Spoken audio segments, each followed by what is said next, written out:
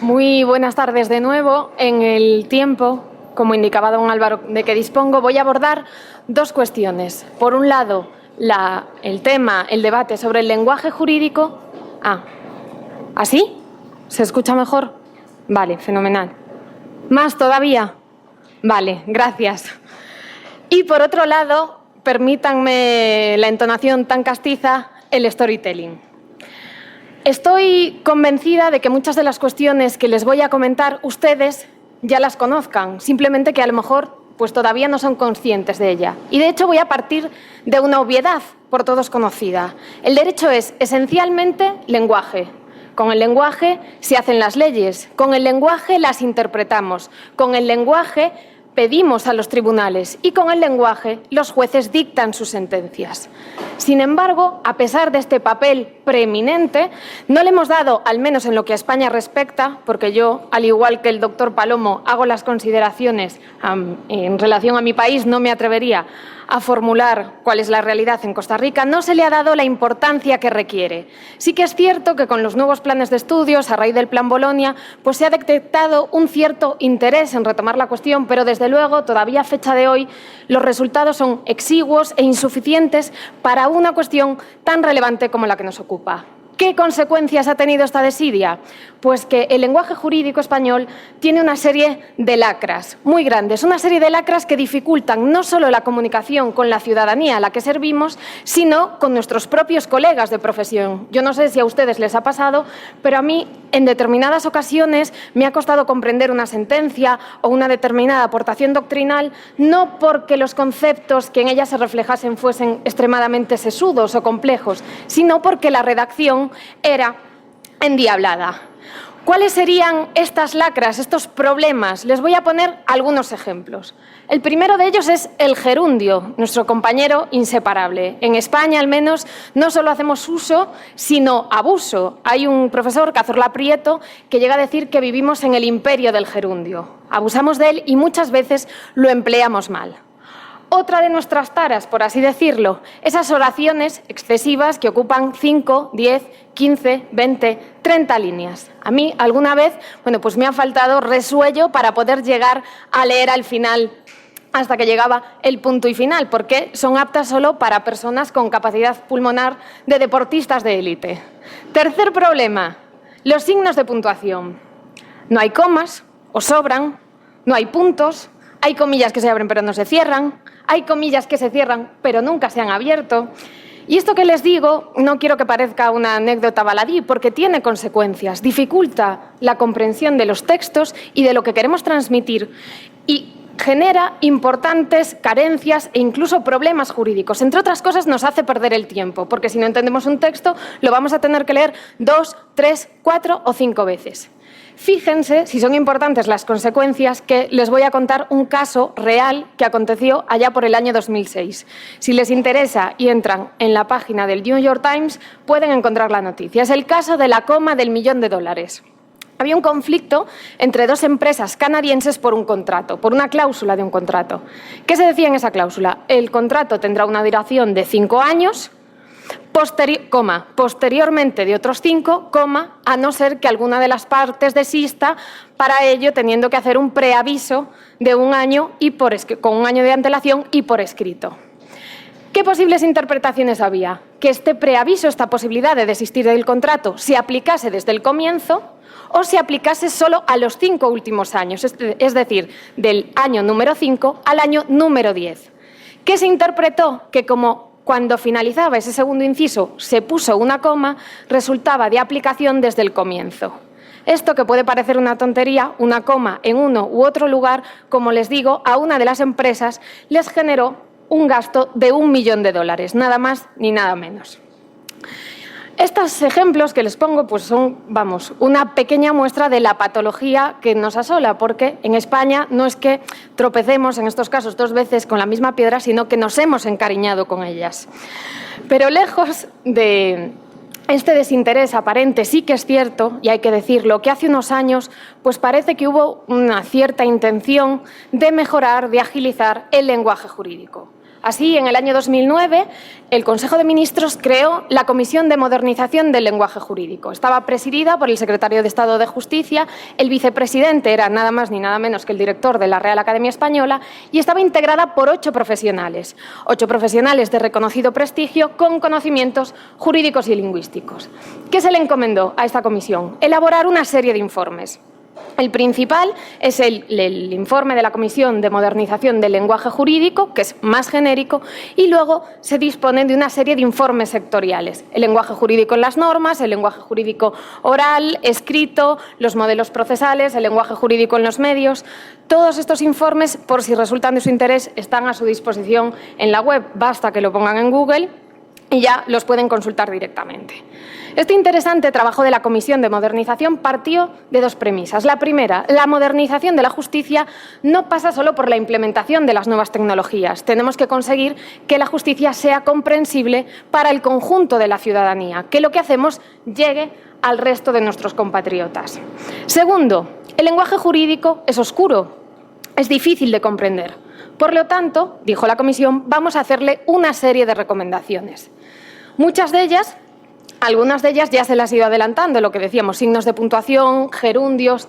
Algunas otras cuestiones que no hacemos del todo bien, abusar de las mayúsculas, usar demasiado la pasiva, hacer párrafos que ocupan media página, una página. Ya les digo, no son cuestiones de estética. Los estudiosos demuestran que eso dificulta la lectura y hace perder la atención. Eso sí, con respecto a lo de los párrafos, encontré una justificación muy interesante que daba una lingüista. Y decía que ese horror vacui que sentimos por dejar espacios libres y poner puntos y apartes puede venir pues, de épocas pretéritas donde era conveniente no dejar ningún tipo de espacio para que los documentos no fuesen manipulados y se pudiesen añadir datos. Pero más allá de estas recomendaciones, bastante sensatas, por otro lado, pues por ejemplo, no pongamos una concatenación interminable de subordinadas, hay otra parte del informe que es la más relevante, la de mayor enjundia, donde está el quid de la cuestión, el de la terminología jurídica. ¿Qué dice la Comisión? Que han realizado un estudio que demuestra que nosotros, bajo ese pretendido lenguaje técnico, en realidad tenemos un idioma, un lenguaje propio, encorsetado, arcaico y opaco. Y que si bien es cierto que todas las profesiones pues, tienen una terminología propia, la ciudadanía percibe que la nuestra es especialmente complicada de entender. Para dotarle de claridad, proponen un ataque en 3 líneas. La primera, los arcaísmos. La segunda, los latinismos, las locuciones latinas. Y por último, los tecnicismos. ¿Qué nos dicen con respecto a los arcaísmos? Evítense, utilicen ustedes palabras del lenguaje común. El ejemplo que ponen, y ya verán por qué quiero resaltarlo, porque luego lo traeré a colación, la palabra mendaz. Dicen, no pongan ustedes mendaz, utilicen la palabra falso, que lo entiende todo el mundo. Segunda, les decía, las locuciones latinas. Pónganlas traducidas y allí donde no se pueda traducir, escríbanlas y a continuación explíquenlas. Y lo mismo con los tecnicismos. No usen tecnicismos, explíquenlos. Al menos en tanto en cuanto no se establezca una tabla de equivalencias, que era una de las tareas que pretendía acometer la Comisión y que finalmente no se llevó a cabo.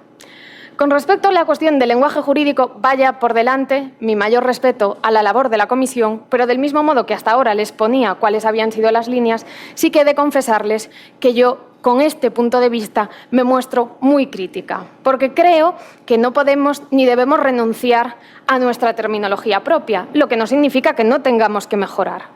¿Por qué? Porque el derecho es técnico, necesitamos nuestras palabras. Una demanda no es lo mismo que una querella. Una separación no es lo mismo que un divorcio. Si yo les hablo del nemo pro parte, no hace falta que diga nada más para que ustedes sepan que estamos hablando de una cuestión de derecho sucesorio. Nuestras palabras no solo reflejan definiciones del diccionario, evocan toda una regulación jurídica. Estas propuestas de no utilicen esas palabras, cámbienlas por otras, no, a mi modesta opinión, no son convenientes y lo que pasan es por un reduccionismo empobrecedor. Como el resto del mundo no las entiende, quitémoslas, hagámoslo todo fácil, en vez de preocuparnos a lo mejor porque la ciudadanía pues, tenga una formación, unos conocimientos jurídicos más sólidos. Y es que la transparencia ¿no?, que es un término, al menos en mi país, muy manido, no significa que el lenguaje tenga que ser pobre. Lo que significa es que tiene que ser claro. Y la claridad muchas veces requiere de precisión, requiere de matiz. Einstein decía que las cosas deben ser lo más simples posibles, pero no más simples de lo que son. Y el derecho, como les decía, nos guste o no, es un lenguaje técnico. Además, creo que la Comisión erró al atacar los arcaísmos. Recuerdan que les ponía el ejemplo de mendaz. Mendaz no es una palabra jurídica. Mendaz es una palabra del registro oculto del lenguaje, con lo cual volvemos a toda esta tendencia en nuestra sociedad rápida de consumo de que sea fácil y no nos lleve mucho trabajo. Ojo, todo lo que les digo creo que no tiene que hacernos caer en la autocomplacencia. Hay muchas cosas que tenemos que mejorar. Tenemos que ser más claros, todos esos errores gramaticales en los que incurrimos, desde luego, tienen que ser corregidos. Creo que tenemos que adecuar nuestro lenguaje al interlocutor. No es lo mismo que estemos hablando entre colegas o con su señoría que interrogando a un testigo, que es lego en derecho. Pero, como en casi todas las cosas en la vida, por no decir todo, pasa por el sentido común. Junto con esto, y ya les digo, al menos en relación con España, ¿qué es necesario? Pedagogía. En mi Estado, aunque el derecho rige nuestras vidas como en el suyo, la gente no conoce ni los mínimos imprescindibles. Bueno, introduzcamos en la educación unas pautas básicas, pero lo que no podemos hacer es renunciar a nuestra terminología, a nuestro instrumento de trabajo. Es nuestro instrumento de trabajo y la herramienta de la que se sirve la justicia para cumplir sus funciones. Como se pueden imaginar, dado que lo de la terminología constituía un ataque frontal casi a nuestra propia esencia, como juristas, no tuvo muy buena acogida este informe de la Comisión. Y eso tuvo una consecuencia, a mi modo de ver, negativa, que es que este debate tan necesario pasase a dormir el sueño de los justos. Sin embargo, sí que es cierto que en los últimos meses se ha reavivado, pero en relación a una cuestión muy concreta del proceso penal, y es la relativa al término imputado. El pasado mes de octubre se produjo una reforma de la Ley de Enjuiciamiento Criminal a través de la Ley Orgánica 13/2015. Entre otras modificaciones importantes, por ejemplo, se han introducido las tan necesarias diligencias de investigación tecnológicas, el legislador ha decidido sustituir el término imputado por investigado. ¿Cuál es la razón que aduce? Bueno, en la exposición de motivos lo que se indica es que imputado tiene un matiz peyorativo, supone una estigmatización para quien recibe ese calificativo y, por lo tanto, cambiemos la palabra. Y claro, aquí, una vez más, creo que nosotros incurrimos en caer en la vía rápida, porque esto no soluciona los problemas de fondo. En un proceso penal, cuando alguien está siendo objeto de una instrucción, estar imputado es una garantía, porque puede ejercitar su derecho de defensa. Si ustedes me preguntan, Ana, ¿en España el término imputado tiene una connotación negativa? Sí, desde luego. Pero el problema no es la palabra imputado, no es la palabra investigado, son las causas de fondo. ¿Cuáles son esas causas? La falta de pedagogía, el escaso respeto que hay en mi país por el principio de presunción de inocencia y el amarillismo del que hacen gala determinados medios de comunicación. Eso es lo que genera el matiz peyorativo. Y aunque ahora investigado no lo tenga, al cabo del tiempo lo tendrá. No lo vamos a poder evitar. ¿Por qué sucede esto? Porque hay como una banalización del derecho. Basta con encender la televisión y vemos a tertulianos sin ningún tipo de formación jurídica, ya no opinando del derecho, sino sentando cátedra. Esta es la raíz de buena parte de nuestros problemas. Les decía, estos términos es un maquillaje, es un eufemismo que no cambia nada. Y se produce lo que decía Lampedusa en El gato pardo, vamos a cambiar todo para que nada cambie.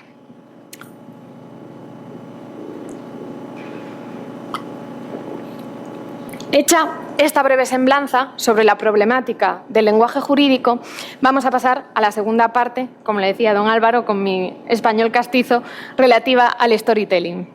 Pero aquí no voy a efectuar una exposición al uso, pues simplemente me gustaría contarles 3 historias, nada más. La primera tiene que ver con la curiosidad, la segunda tiene que ver con la investigación y la tercera, por qué no decirlo, tiene que ver con la temeridad.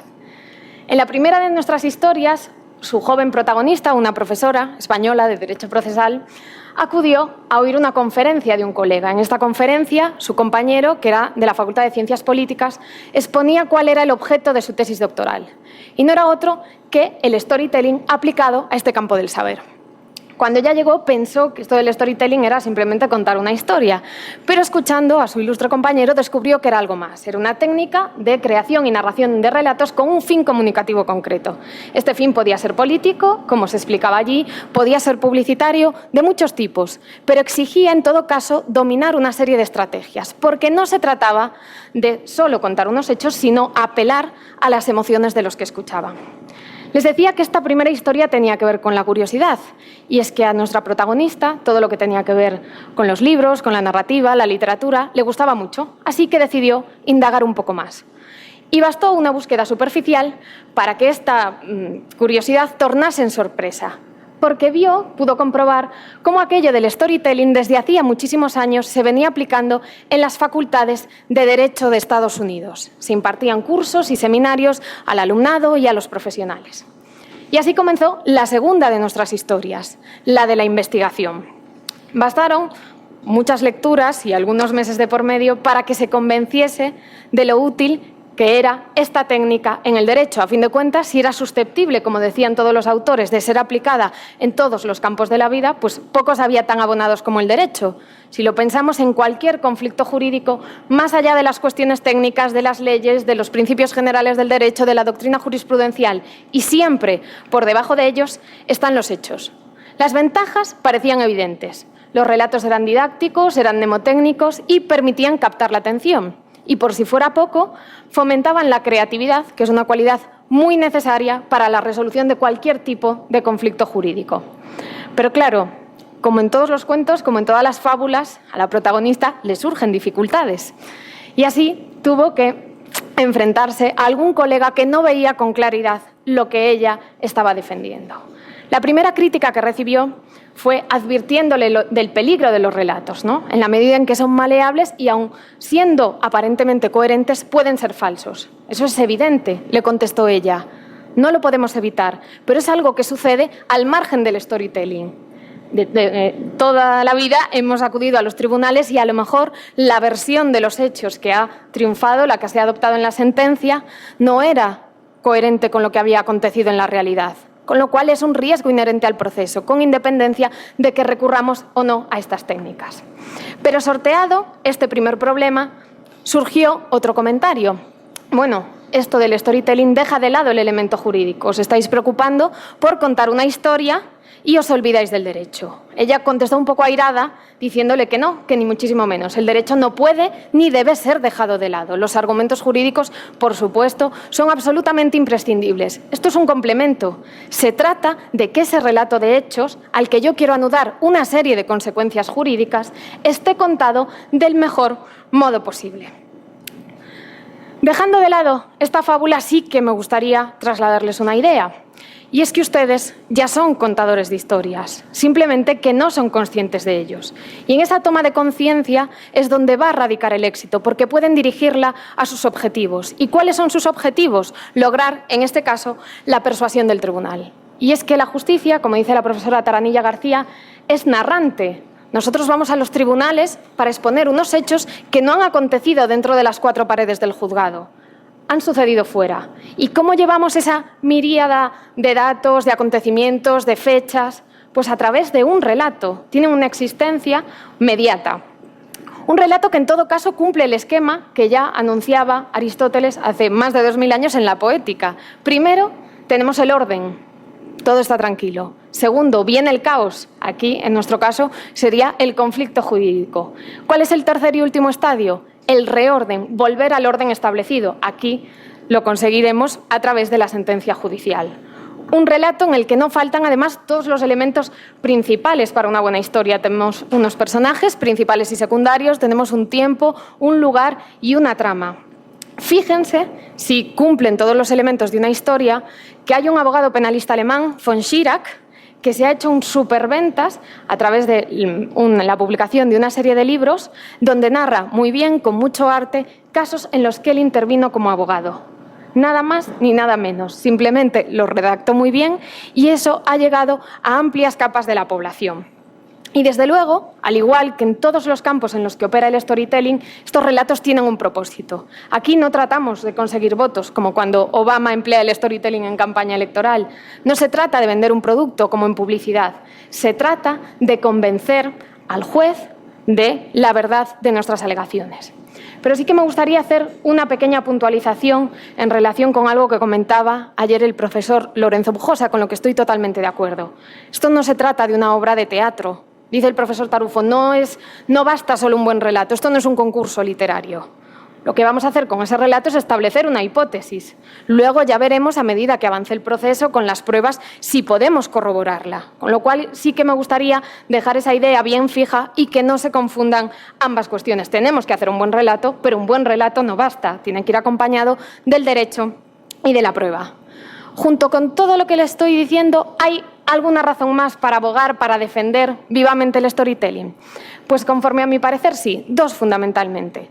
Lo que se llama la vigencia del story model y nuestra inmersión en la economía de la atención.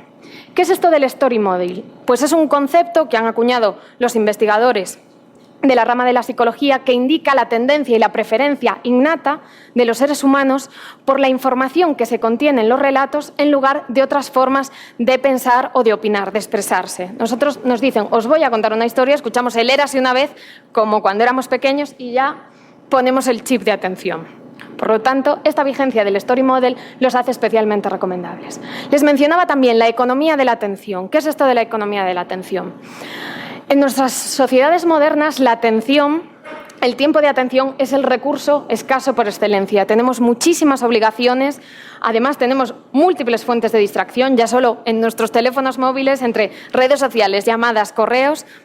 Lo difícil es mantener la atención y los relatos ayudan a ello. Somos como Sherezade en Las mil y una noches. Si queremos conseguir nuestros objetivos, tenemos que contar una buena historia. Además, en relación a lo que comentaban antes los compañeros, piensen en su señoría que a lo mejor ha tenido que pasar 6, 7, 8 vistas en el día. Vamos a procurar ponérselo fácil para que capte nuestra atención. La narratología del proceso, además, tiene dos particularidades. Aquí, como a diferencia de lo que sucede, por ejemplo, en publicidad, no tenemos un único relato. ¿Cuántos vamos a tener? Como mínimo 2. Los de las partes enfrentadas, cuando no más, porque llega un testigo a lo mejor que establece una tercera versión. Además, estas partes van a seleccionar dentro de los hechos que han acontecido, aplicando un juicio de relevancia, los que más les interesan a sus propios fines. Y junto con esta pluralidad de relatos tenemos otra característica particular, y es que los relatos que ustedes, como letrados, pueden llegar a contar, no tienen su final escrito, a diferencia de nuevo de lo que acontece en otras ramas. ¿Por qué? Porque, lamentablemente, como probablemente les gustaría, no lo van a escribir ustedes, lo va a escribir el juez. El juez es el narrador último del proceso y puede o adscribirse directamente a uno de los relatos de las partes o ir destilando elementos y conformar su propio relato. En todo caso, a la vista de estas circunstancias, ¿alguna recomendación para que los relatos sean lo más persuasivos posibles? El primero, y entroncando con la primera parte de la conferencia, la gramática sencilla. Vamos a huir de cualquier tipo de complicación, de subordinadas, de redacciones enrevesadas. Que sea directo. Otra, el manejo coherente de los elementos principales, de los personajes, del lugar, del tiempo y la trama. Les pongo un ejemplo. Resulta poco efectivo, salvo algún caso muy extremo, que ustedes caractericen a sus clientes como un elenco de todas las virtudes del mundo y a la contraparte como la personación del diablo, porque resulta poco creíble. Eso les va a restar efectividad. Otra posibilidad, determinar claramente cuál es el conflicto. En todo problema jurídico, en todo pleito, hay un conflicto. Identifiquémoslo muy claramente. Otro, exponer los hechos de manera lineal. Como regla general se dice que eso incrementa la verosimilitud de lo que se está contando. Como toda regla general tiene excepciones y a lo mejor a la vista de las circunstancias puede ser interesante recurrir a analepsis, a prolepsis, empezar in media res, en medio del relato, etc. Les digo que es una recomendación de carácter general. Quinta y penúltima, no entremezclen los hechos con las valoraciones, porque los relatos cuentan hechos, no ideas. Estas ideas pueden exponerlas a continuación, pero no las entremezclen. Primero los hechos, que además, curiosamente en el proceso, van a ser el objeto de prueba, después las valoraciones que sobre los mismos hagamos. Y por último, que el final que nosotros pretendemos sea coherente. Esto es, si nosotros queremos que el juez dicte una resolución, tenemos que ofrecerle un relato que, entre comillas, entiéndanme la expresión, encaje con ese final que buscamos. Por último, no descuidar los aspectos no verbales de la comunicación. La comunicación, fundamentalmente, lo que se recibe a través de las palabras supone más o menos un 15%. El resto es el tono de voz, los gestos, la presencia, etcétera. Toda una serie de múltiples cuestiones. ¿Y cuál es el objetivo que vamos a perseguir con nuestros relatos? La credibilidad. Y la credibilidad, lamentablemente, no es una cualidad inherente de los enunciados, sino de quien escucha. Por desgracia, puede haber relatos que sean perfectamente veraces, que resultan increíbles y que a lo mejor no se alcanza la convicción sobre ellos, y a la inversa. Procuremos que nuestros relatos sean como La mujer del César, no solo honestos, sino también que lo parezcan. Puede que a estas alturas se estén preguntando que de dónde viene esto del storytelling, ¿cuándo surge? Bueno, tenemos la respuesta mediata y la inmediata. El storytelling en realidad es tan antiguo como la humanidad. Hemos nacido con él, lo llevamos como impreso a fuego en el ADN. ¿Qué sucede? Que esta concepción moderna del storytelling procede, quizás ya se lo imaginen a estas alturas, de los Estados Unidos, de hace apenas unas décadas. Allí empezaron a aplicarlo, les mencionaba antes, a la política, a la publicidad, a la medicina, porque se percataron del poder tan grande que tenían los relatos. Y para ponerles un ejemplo que creo que todos conocemos, piensen en el efecto placebo. ¿Por qué las pastillas a las que se le atribuye efecto placebo funcionan? ¿Por su composición química? No, por la historia que contamos sobre ellas. Este resurgir del storytelling tuvo también en Estados Unidos su implicación en el derecho. Les decía, allí se imparten cursos, seminarios, se pueden encontrar libros, artículos sobre la materia. En España, en mi país, lamentablemente todavía no es así. Vamos a la cola, esperemos que en los próximos años pues, podamos sumarnos a esta tendencia, como ya estamos empezando a hacer con el movimiento de literatura y derecho. No sé si lo conocen, si les suena, ¿han oído hablar de él? Por ahí veo algunos que me dicen que sí, otros que no. Yo, por si acaso, les cuento. Esto del movimiento de literatura y derecho surgió en el año 1908, cuando un jurista norteamericano, John Whitmore, publicó una lista de novelas jurídicas. Era un elenco de 100 novelas que abordaban aspectos del derecho. Surge así esta disciplina, sin que el propio Whitmore fuese consciente de ello, en la que se estudian las interrelaciones y la recíproca influencia entre derecho y literatura. Tiene a día de hoy múltiples ramas, pues desde los que estudian los recursos estilísticos que empleamos los juristas, a quienes indagan sobre cómo se reflejan las instituciones jurídicas en una determinada obra, pues por ejemplo, Matar a un ruiseñor, un ejemplo perfecto de deontología jurídica. O también la jurisprudencia literaria, que esta es bastante novedosa. ¿A qué se alude con jurisprudencia literaria? No se vayan a pensar que a cuestiones de propiedad intelectual, sino a aquellas resoluciones judiciales que se dictan en las que sus señorías hacen referencia a conceptos o a fragmentos de obras de la literatura universal muy conocidas. Pues se menciona a Orwell, a Cervantes, a Kafka es un clásico con El proceso, a fin de ilustrar sus explicaciones y hacerlas más comprensibles a aquellos a quien van dirigidos. Pero sí que me gustaría poner de relieve que todas estas cuestiones que les estoy diciendo, storytelling, derecho ahora y literatura, no se tratan de un aditamento superficial, no es un juego intelectual para juristas con mucho tiempo libre, sino que entronca con la importancia que creo que tienen los estudios humanísticos en nuestra formación como juristas y también como personas, una formación que creo, ya les digo, al menos en España, estamos dejando muy de lado. Si el derecho es, como nos decían en primero de carrera, el conjunto de normas que rigen la vida en una sociedad, un conocimiento profundo, verdadero de esas normas va a exigir conocer la cultura en la que se insertan. Y la literatura, al igual que otras manifestaciones culturales, es un buen medio para ello. Hay una anécdota muy bonita y muy conocida entre quienes están un poco insertados en esto del movimiento Derecho y Literatura, que si me permiten les voy a contar, porque me parece bastante ilustrativa. En el año 1954, un joven estadounidense de 12 años, Paul Clausen, escribió una carta a Félix Frankfurter, a la sazón magistrado de la Corte Suprema estadounidense. Paul Clausen quería ser jurista y le dijo al magistrado Frankfurter: bueno, desearía más que nada en el mundo ser jurista y, por favor, dado que usted es un reputado magistrado, me encantaría que me diese algún consejo sobre cómo puedo irme preparando. Lejos de recomendarle un sesudo manual jurídico o el estudio durante horas y horas pues de cualquier tipo de norma estadounidense, lo que le dijo el magistrado fue que se olvidase de la formación jurídica y que se preocupase por ser una persona culta. Eso era requisito imprescindible para ser un buen jurista.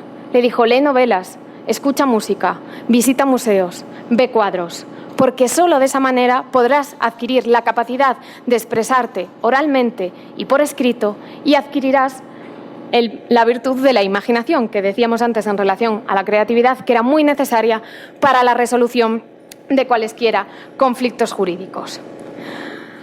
Estoy yendo un poco rápido, pero tampoco me quiero demorar, y sí que me acabo de dar cuenta que exponiéndoles estas ideas me he olvidado de una cosa, que les dije que les iba a contar 3 historias. ¿No les falta una? Vale, nos falta la de la temeridad. Y es que nuestra joven protagonista, convencida de las bondades del storytelling, decidió, tal día como hoy, exponerlas a sus ilustres compañeros del Colegio de Abogadas y Abogadas de Costa Rica. A ver si conseguía, aunque fuese solo un poquito, convencerle de las virtudes de esta técnica y lograr que pudieran, que quisieran también ponerlas en práctica en su quehacer profesional. No sabemos si lo consiguió, porque esta historia, a diferencia de las anteriores, y al igual que lo que sucede con las que escriben ustedes los letrados, no tiene su final escrito, no depende de ella, depende, en este caso, del público soberano. Así que solo esperemos que el final sea feliz. Muchísimas gracias por su atención.